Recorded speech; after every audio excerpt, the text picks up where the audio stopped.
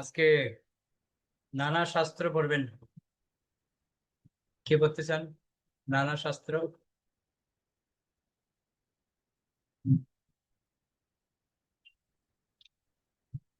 পূর্ণিমা মাতাজি পড়ুন। হরে কৃষ্ণ প্রভু প্রণাম। নানা শাস্ত্র বিচারণৈক নিপুণ্য স্বধর্ম সংস্থাপক লোকান্নাং হিতকারিণ্য ত্রিভুবনে মান্য শরণাকরো রাধা কৃষ্ণ পদারবিন্দ ভজনানন্দেন মত্তালিকো বন্দে রূপ সনাতনৌ রঘুযুগৌ শ্রীজীব গোপালকো। হরে কৃষ্ণ। হরি হরি বল। তো আজকে আমরা 3 নম্বর যেটা বাকি ছিল, অনুগত সেবক, সেটা আজকে আমরা পড়বো। প্রথম 3টে প্যারা, অনুগত সেবকের প্রথম 3টা প্যারা পড়বেন।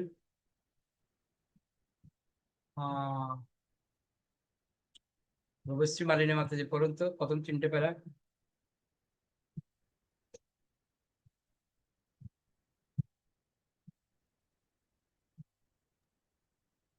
হরে কৃষ্ণ প্রভু, আমাকে বলেছেন? হ্যাঁ হ্যাঁ মাতাজি, আপনাকে বলেছে। আচ্ছা আচ্ছা। অনুগত সেবক যারা নিরন্তর পরমেশ্বর ভগবানের সেবায় যুক্ত, তাদের বলা হয় অনুগত। এই ধরনের অনুগামীর দৃষ্টান্ত হচ্ছে সুচন্দ্র, মণ্ডন, স্তম্ভ এবং সুতম্ব। তারা সকলেই দ্বারকার অধিবাসী এবং তারা অন্যান্য পার্শ্বদের মতোই বসন ও অলংকারে ভূষিত। তারা বিভিন্ন রকম সেবা কার্যে যুক্ত। মণ্ডন সর্বদাই ভগবানের মাথার উপর ছত্র ধারণ করেন, সুচন্দ্র চামর ব্যঞ্জন করেন এবং সুতম্ব তাম্বুল অর্পণ করেন। তারা সকলেই মহান ভক্ত এবং তারা সর্বদাই ভগবানের প্রেমময়ী সেবায় যুক্ত। দ্বারকায় যেমন অনুগ আছেন, বৃন্দাবনেও তেমন অনেক অনুগ আছেন।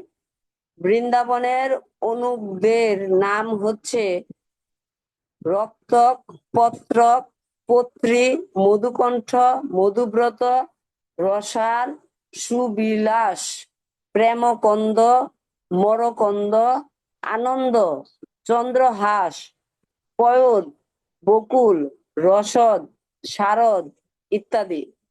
বৃন্দাবনের অনুগদের রূপ বর্ণনা করে বলা হয়েছে, আমরা নন্দনের নিত্য অনুগদের সশ্রদ্ধ প্রণাম নিবেদন করি। তারা সর্বদাই বৃন্দাবনে বিরাজ করেন এবং তাদের শ্রী অঙ্গ মুক্তমালা ও স্বর্ণ অলংকারে ভূষিত। তাদের বসন তাদের বিশেষ রং ও রূপের অনুরূপ। তাদের বিশেষ বিশেষ কার্যকলাপ যশোদা মায়ের উক্তি থেকে বোঝা যায়। বকুল, তুমি কৃষ্ণের পীত বসন পরিষ্কার করো। বারিক, তুমি কৃষ্ণের স্নানের জল অগুরো দিয়ে সুবাসিত করো। রসাল, তুমি তাম্বুল তৈরি করো। কৃষ্ণ এখনই আসছে, দিগন্ত গুদুলির দ্বারা আচ্ছাদিত হয়েছে এবং দূরে গাভীদের দেখা যাচ্ছে। হরি হরে বল। কৃষ্ণ প্রভু প্রণাম।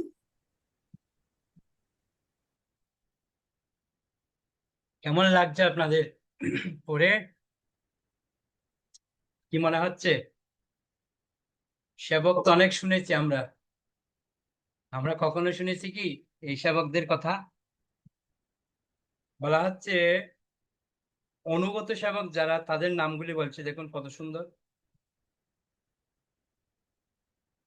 সুচন্দ্র, সুতম্ব, হ্যাঁ, মন্ডন, এগুলি তো কোনোদিন শুনেই নি নামগুলি, না তাই না?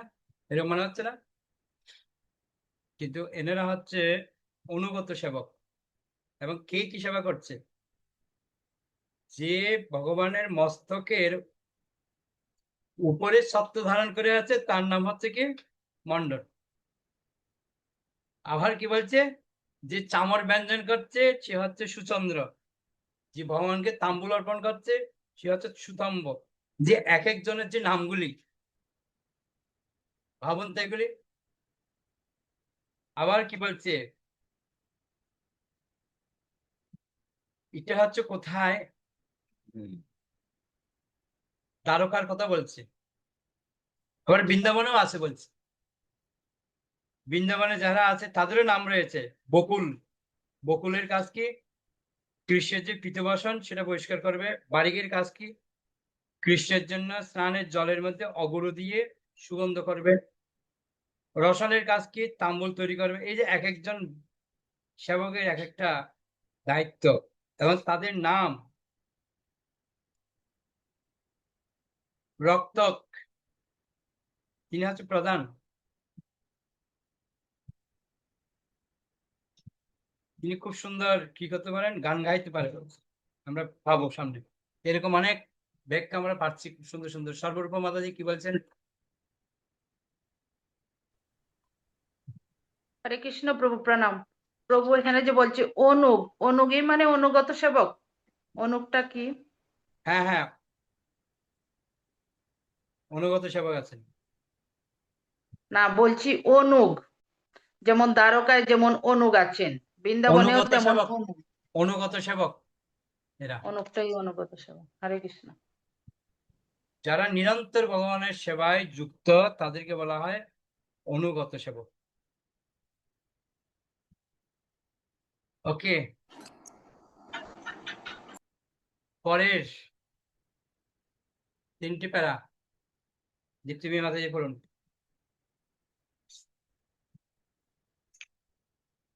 হরে কৃষ্ণ প্রভু, প্রণাম।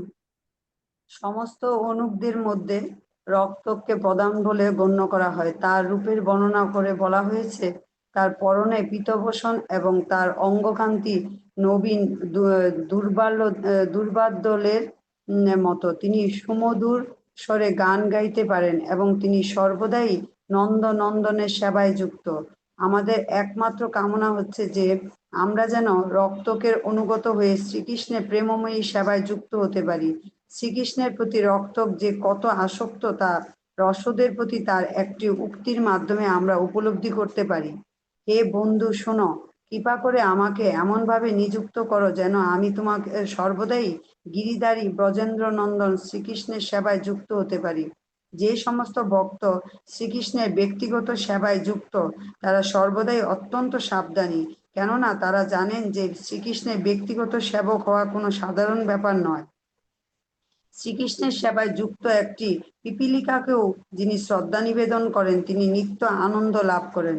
সুতরাং যারা সরাসরিভাবে শ্রীকৃষ্ণের সেবা করছেন তারা যে কত উন্নত স্তরে অধিষ্ঠিত তা সহজে অনুমেয়। রক্তক একসময় মনে মনে বলেন, কৃষ্ণই কেবল আমার আরাধ্য ও সেব্য নন, কৃষ্ণের সখী ব্রজগোপিকারাও সেইভাবে আমার আরাধ্য ও সেব্য। শুধু ব্রজগোপিকারাই নন, যারাই কৃষ্ণের সেবা করছেন তারাই আমার আরাধ্য ও সেব্য। আমি জানি যে আমার সবসময় খুব সাবধান থাকা উচিত যাতে আমি পরমেশ্বর ভগবানের ভক্ত ও বৃত্ত হওয়ার ফলে অত্যন্ত গর্বিত না হয়ে পড়ি। এই উক্তি থেকে বোঝা যায় যে যথার্থভাবে ভগবানের সেবায় যুক্ত হয়েছেন যে শুদ্ধ ভক্ত তিনি সর্বদাই অত্যন্ত সাবধান এবং কখনই তিনি তার সৌভাগ্য গর্বে গর্বিত হন না। সুদক্ষ বিশ্লেষণের মাধ্যমে শ্রীল রূপ গোস্বামী অনুগদের 3টি ভাগে বিভক্ত করেছেন, যথা দুর্য, ধীর ও বীর। রক্তক হচ্ছেন দুর্য শ্রেণীভুক্ত, অর্থাৎ যিনি নিরন্তর পরমেশ্বর ভগবানের প্রিয়তমা গোপিকাদের সেবার প্রতি আকৃষ্ট। ওকে ওকে, শ্রীকৃষ্ণের হরিবল। ওকে, প্রণাম। খুব সুন্দর। আমরা এক একটা পয়েন্ট পাচ্ছি। আমরা আমরা অনেক সময় বলি না যে সরঙ্গ শরণাগতি হইবে যাহার, তাহারও প্রার্থনা শুনে শ্রীনন্দ কুমার। সরঙ্গ শরণাগতির মধ্যে কে কে আছে? দৈন্য, আত্মনিবেদন, গোপতৃত্বে বরণ। এই গোপতৃত্বে বরণ মানে কি? গোপীদের তত্ত্বাবধান হয়ে যে সেবা করা, বা গোপ বা গোপী তাদের তত্ত্বাবধান হয়ে সেবা করা। ঠিক শরণাগতির একটা পয়েন্ট হচ্ছে গোপ বা গোপী। তো রাধারানীর অনেক সেবক রয়েছেন, তাদের মধ্যে মঞ্জুরি রয়েছেন, রূপমঞ্জুরি, গুণমঞ্জুরি। আজকে আমরা আরো কিছু অনুগত সেবকের কথা বলছি। তার মধ্যে আছে প্রধান কে? রক্তক, যে তিনি এমন ভাবে ভগবানের সেবা করছেন, প্রার্থনা করছেন যেন কখনো যেন আমার মধ্যে অহংকারটা না আসে, আমি যেন অহংকার না করি, গর্বিত না করি যে আমি ভগবান এত বড় সেবক। তার মানে বুঝতে পারছি আমরা এখানে যে বলছে উনার তত্ত্বাবধানে হয়ে আমরা যদি সেবা করতে পারি, তাহলে আমরা ভগবানের সেবায় নিত্য যুক্ত থাকতে পারবো। আরেকটা শ্লোক আমরা পড়েছিলাম না, যে গোপীবর্ত পদ কমলয় দাস দাসানুদাস, যে গোপীদের তত্ত্বাবধানের থেকে তাদের দাস দাস দাস দাস দাসের দাস আমাদের হতে হবে, এই জিনিসটা এখানে বলছে। বুঝতে পারলেন? তো সেজন্য আবার অনুগত সেবক, আমরা এতক্ষণ তো দাস্য রসের সেবার, দাস্য রসের মধ্যে আমরা পেয়েছিলাম 4টে ভাগ। এখন আবার অনুগত সেবক বলছে আবার 3 ভাগে বিভক্ত, দুর্য, ধীর ও বীর। তো রক্তক হচ্ছে আবার কি ধরনের সেবক? না, তিনি হচ্ছেন দুর্য শ্রেণীভুক্ত। দুর্য কাদের বলা হয়? যিনি নিরন্তর পরমেশ্বর ভগবানের প্রিয়তমা গোপিকাদের সেবার প্রতি আকৃষ্ট। ভগবানের না, ভগবানের যে ভক্ত রয়েছে গোপীরা, তাদের সেবার মধ্যে যিনি সবসময় আকৃষ্ট রয়েছেন, গোপীদের সেবায়। বুঝা গেল? হ্যাঁ, অনেক গভীর তত্ত্ব। ওকে, লাস্ট বাকিগুলো পড়বেন একজন, প্রভু, বলেন। প্রভু, এখানে ওই যে শ্রীকৃষ্ণের সেবায় যুক্ত একটি পিপীলিকাকেও যিনি শ্রদ্ধা নিবেন, এই কথাটা একটুখানি বুঝিয়ে দিন। কত নম্বর প্যারা? এটা লাস্টের প্যারার মাঝামাঝি। মানে আপনি যে প্যারাটা প্রভু পড়লেন, 264 আমি যেটা পৃষ্ঠায় যে সমস্ত ভক্ত 264 পৃষ্ঠায় সেকেন্ড প্যারা। প্রভু, যে সমস্ত ভক্ত শ্রীকৃষ্ণের ব্যক্তিগত ওই এই প্যারাটার মধ্যেই। সমস্ত ভক্ত শ্রীকৃষ্ণের ব্যক্তিগত সেবায় যুক্ত, তারা সর্বদাই অত্যন্ত সাবধানী, কেন তারা জানেন যে শ্রীকৃষ্ণের ব্যক্তিগত সেবক হওয়া কোনো সাধারণ ব্যাপার নয়। শ্রীকৃষ্ণের সেবায় যুক্ত একটি পিপীলিকাকেও যিনি শ্রদ্ধা নিবেদন করেন, তিনি নিত্যানন্দ লাভ করেন। এখানে একটা কথা কেন বলছে, অনেক সময় আমাদের কি হয়, যখন আমরা কারো ব্যক্তিগত সেবক হয় না, আমাদের মধ্যে একটা অহংকার চলে আসে। তো ওই জন্য উনি দেখেন লাস্টের দিকে একটা কথা বলেছেন, যে আমি গোপিকাদের চরণে সবার কাছে আমি একটাই প্রার্থনা করছি, আমি যেন আরাধ্য আরাধ্য হয়ে থাকতে পারি, যেন সেব্য না হই। দেখেন ওখানে বলছেন, কৃষ্ণ কেবল আমার আরাধ্য, সেব্য নন। কিন্তু আমি কিন্তু আবার গোপিকাদের সেবায় আমি সবসময় যুক্ত থাকতে চাই। এই কথাটা কেন বললেন? এটা আমরা দেখতে পাই আমাদের যারা শুদ্ধ ভক্ত রয়েছেন, তারা তাদের যখন সেক্রেটারি রাখেন না, বেশি দিন রাখেন না। বিশেষ করে আমাদের গুরু মহারাজকে আমরা দেখতে পাই, আগে উনি একজন সেবককে 3 মাসের বেশি রাখতেন না, 3 মাস 4 মাসের বেশি রাখতেন না। মেইন সেবক উনি থাকতো, অন্যান্য সেবকরা পরিবর্তন হতো। কেন? একসাথে যখন সেবা করে তখন একটা অহংকার চলে আসে, আমি গুরু মহারাজের বা আমি সবচেয়ে বড় সেবক। সাথে থাকলে যে অহংকারটা আসে, ওই জন্য গুরু মহারাজ কি করতেন, চেঞ্জ করতেন, 3 মাস 4 মাস পর পর সেবক চেঞ্জ করতেন, এক একজনকে 3 মাস 4 মাস করে করে রাখতেন। তো ওই জন্য ইনি এটাই বলছেন যে যদি ব্যক্তিগত কোনো সেবক হয়, তাহলে খুব সাবধান। কেন সাবধান বলা হচ্ছে? কেন অপরাধ হওয়ার সম্ভাবনা আমাদের বেশি থাকে। বুঝতে পারলেন? ওই জন্য বলা হচ্ছে ব্যক্তিগত সেবা খুব সাবধানের সহিত করতে হয়, কেননা কৃষ্ণ সেবা খুব কঠিন। ওই জন্য আমরা যদি কোনো ভক্তের তত্ত্বাবধানে যদি আমরা সেবা করি, তাহলে কৃষ্ণ কি হবেন? খুশি হবেন। ওই যে একটা কথা আছে না, গুরু রুষ্ট হলে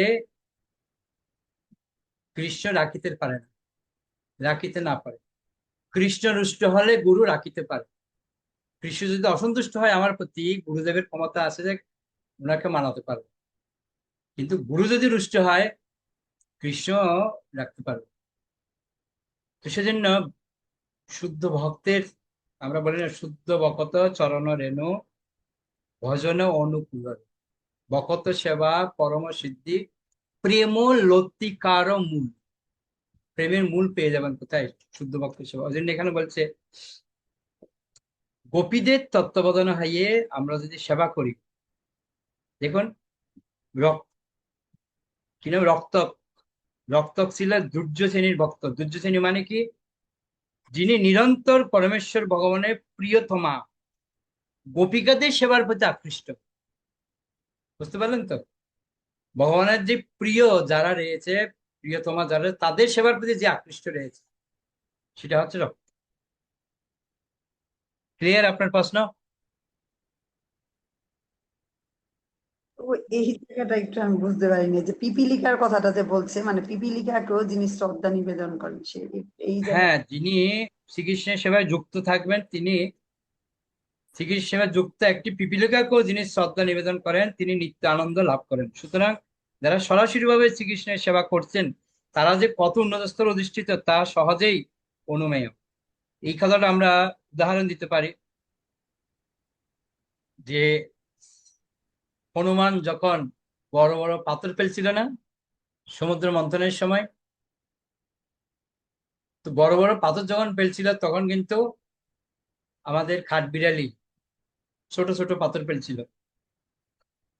তো হনুমান যখন যাচ্ছিল, হাঁটছে, পায়ের সামনে যখন এরম এরম করছে, তোমার যে কখন পায়ের নিচে পরে চ্যাপ্টা হয়ে যাবে, ঠিক না, যাও সর এখান থেকে, মেরেছে একটা লাথি। এমন লাথি দিলে অনেক দূরে গিয়ে পড়েছে। আর রামচন্দ্র সেটাকে তুলে তাকে আদর করছে। তখন কি বললো যে এই যতটুকু ক্ষমতা আছে ততটুকু সেবা করছে আমার, ওর সামর্থ্য অনুসারে সেবা করছে। তুমি বড় বড় পাথর তুলছো, তাতেও যে সেবা, এই ছোট কাঠবিলে তারে একই সেবা। ভগবান তাকে তখন শরীরের মধ্যে হাত বুলিয়ে দিয়েছেন, তাতে দাগ হয়ে গেছে, আমরা সবাই জানি। তো ঠিক সেরকম একটা পিপীলিকেও যদি ভগবানের সেবায় যুক্ত হয়, তাকেও আমাদের কি করতে হবে? শ্রদ্ধা নিবেদন করতে হবে, তাহলে আমরা নিত্যানন্দ লাভ করতে পারবো। ঠিক হনুমানকে ভগবান কথাটা বলেছে রামচন্দ্র, তুমি এই যে কাঠবিড়ালি যে সেবা করছে, তাতে তো আমি আনন্দ হচ্ছি না, তা তোমার আনন্দ হওয়া উচিত। কেননা তাকে যদি তুমি শ্রদ্ধা করো, তাহলে আমি খুশি হব, আর তুমি আনন্দ পাবে। তো ওই জন্য এই কথাটা এখানে আরো ক্লিয়ার করছে, দেখুন তারা যে কত উন্নত স্তরে অধিষ্ঠিত তা সহজেই অনুমেয়। এই পিপিলিকা হলো, সে যে সেবা করছে, সে কত উন্নত স্তরে সেটা আমরা বুঝতে পারবো। তার অবস্থার মধ্যে গেলে তখন বোঝা যাবে। যেমন কাঠবিড়ালি ভগবানের বিশেষ ক্রিয়া পেয়ে গেল স্পেশাল ভাবে, তো ঠিক সেরকম রক্তিম, রক্তকের কথা বিশেষ করে বলা হচ্ছে। তিনি কিভাবে ভগবানের অপাকৃতি সেবায় যুক্ত ছিলেন, এবং অন্তিম মুহূর্তে তিনি প্রার্থনা করেছেন। কি প্রার্থনা করেছেন? কি বলতে পারেন, কি প্রার্থনা করছেন?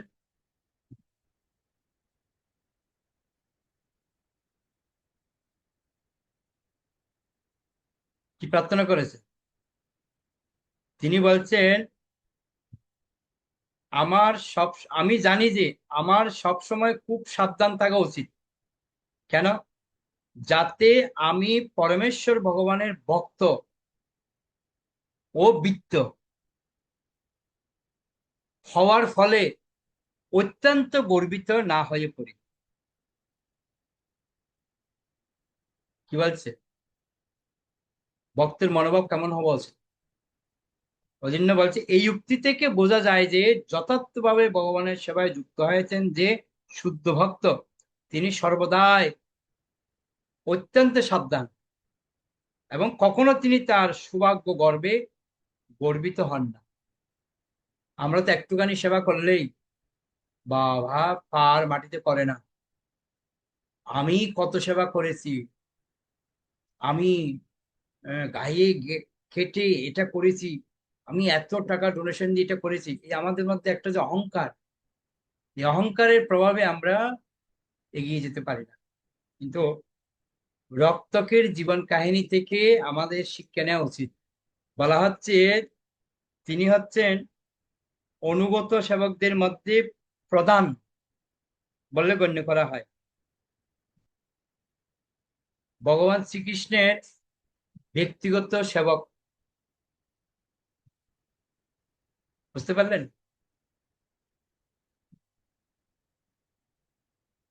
তার কাজটা কি? তিনি সুমধুর স্বরে গান গান। আমরা মহাপ্রভু লীলায় দেখতে পাই না, ছোট হরিদাস যখন তার প্রাণ বিসর্জন দিলেন, তখন গন্ধর্ব হয়ে মহাপ্রভুকে কি করতেন? গান শোনাতেন না তিনি? তো ভগবানেরও একটা সেবা হচ্ছে ভগবানকে গান শোনানো। তাহলে আমরা আরেকটা প্রমাণ দেখতে পাই না? কি প্রমাণ? জগন্নাথ, জগন্নাথ কি শোনাতে হয় প্রতিদিন? গীত গোবিন্দ। আর গীত গোবিন্দ শুনবে, জগন্নাথ ঘুমাবে, ঘুমাতে যাওয়ার সময় গীত গোবিন্দ শোনাতে হয়। তো ঠিক সেরকম রক্তকও ভগবানের বিশেষ সেবায় যুক্ত তিনি। তো জন্য প্রার্থনা করছি এরকম যেন অহংকার আমার মধ্যে না আসে, যেন আমি কখনো গর্বিত না হই যে আমি অনেক বড় সেবক। বুঝতে পারলেন? তো এখান থেকে আমাদের শিক্ষা নেওয়া উচিত। ওকে,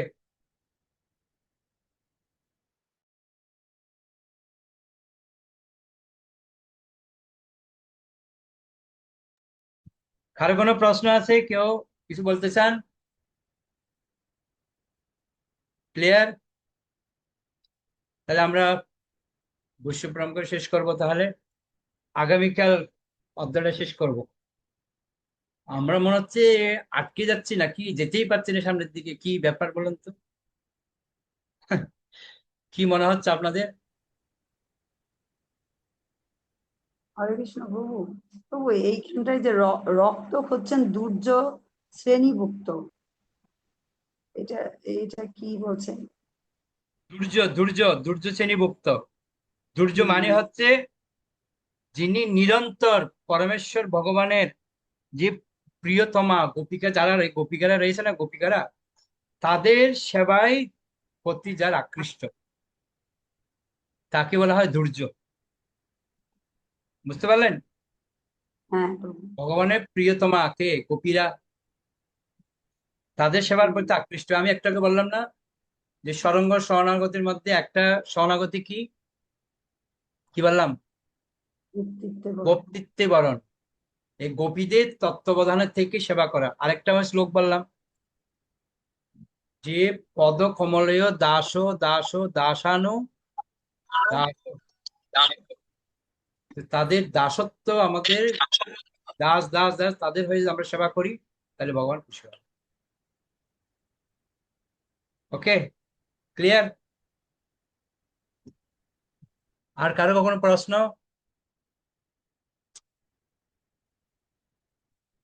দেখি দুই একজনের থেকে একটু শুনি কেমন লাগছে আপনাদের। হরে কৃষ্ণ প্রভু। প্রভু আমি শুধু শুনতাম যে দাসের অনুদাস হতে হবে, দাসের অনুদাস হতে হবে, জিনিসটার মানেটা ঠিক বুঝতে পারতাম না। আজকে একটুখানি হলেও একটু বুঝতে পারলাম যে হ্যাঁ অ্যাকচুয়ালি কি বলতে চাইছে। দাসের অনুদাস মানে মানে ভগবানকে যেমন এইখানটা বলছে যে রক্ত যেমন একসময় মনে মনে বলেন কৃষ্ণই কেবল তার আরাধ্য এবং সেব্য, এবং কৃষ্ণকে যারা আরাধনা করছে তাদেরও তিনি সেব্য, এবং হচ্ছে যারা কৃষ্ণর ভক্ত তারাও তার সেব্য। মানে এই জিনিসটা আমি বুঝতে পারলাম যে দাসের অনুদাস মানেটা কি। একটুখানি হলে আমি বুঝতে পারলাম যে দাসের অনুদাসের মানেটা কি।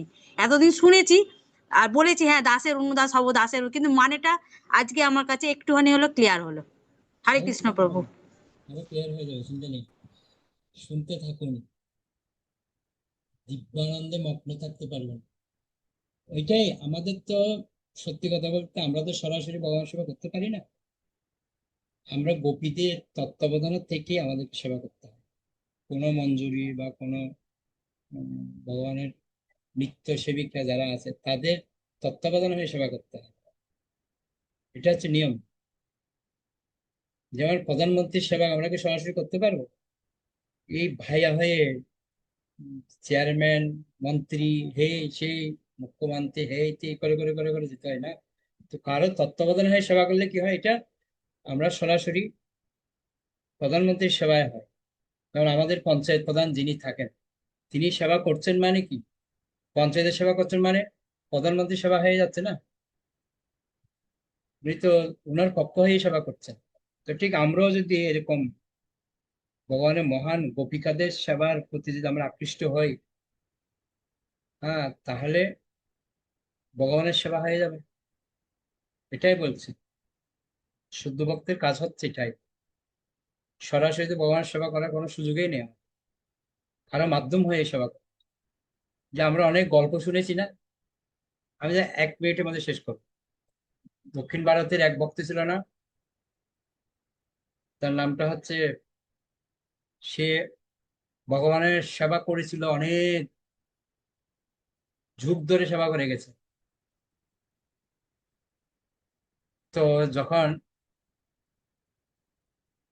সে ভগবানকে জিজ্ঞেস করছে যে হে ভগবান, যে তার এক শিষ্য জিজ্ঞেস করছে, বলছে, প্রভু আপনি ভগবানকে একবার জিজ্ঞেস করবেন কখন আমি ভগবানের কৃপা লাভ করব। তো বলছে ঠিক আছে, তো জিজ্ঞেস করেছে, বলছে অমুক জিজ্ঞেস করছে যে ও কখন তোমার কৃপা লাভ করবে। উনি সবসময় ভগবানের চামড় ধুলায়, পাকা দেয়, সবসময় ভগবানের নিত্য সেবক। বলছে হ্যাঁ, সে আমার কাছে খুব তাড়াতাড়ি ফিরে আসবে। বলছে কেন?